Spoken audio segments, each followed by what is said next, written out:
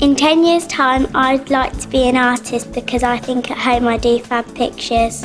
Ultimately, I'd like to work in a developing country for a charity doing some kind of aid work. In 10 years' time, I would like to be a mechanic because I would like to follow my dad's footsteps. I really want to make a difference.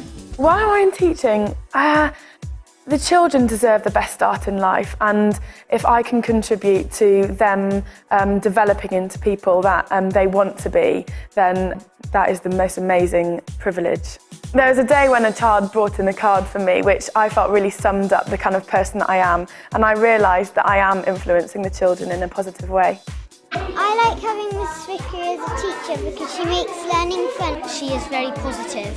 There are things I like of Miss Vickery is because she lets us do maths activities on our own. A Christian teacher has to be different because they're a Christian. If you believe in Jesus, it makes no difference to your teaching, then your faith is worthless in a way. For many of the people that you'll meet as a teacher, you will be the only Bible that they ever read. You'll be the only person that they encounter who shows them what God is like and that He loves them.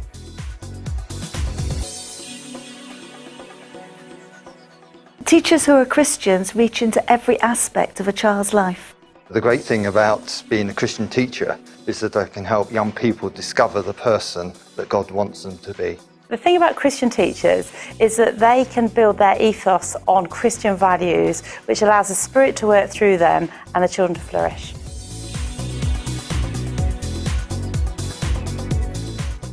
Coming out of university, I wasn't sure what to do. So there were wise people around me, especially at church, that said you need to think of the different roles you've had and what you've enjoyed, and then look for the job that has that sort of element to it.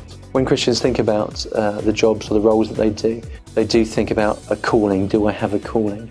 And when I look back at how I became a teacher, I think it really is about growing into a calling over a process of time and the choices that you make and the things that you try, that now I really can't imagine myself doing anything else. My dad was a teacher and it kind of put me off teaching, but then I decided that I'll give it a go. And then really I just applied for the PGCE because I couldn't think what else to do at the end of university. But as soon as I went into the classroom, I thought, this is what I want to do.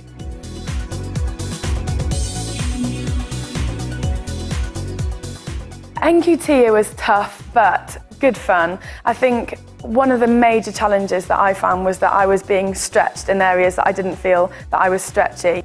When you're at uni, you only have yourself to deal with and you just have your own responsibilities that you've created around you. But when you go into a classroom, you not only have 30 children to deal with, but all of the other responsibilities and demands on top of that.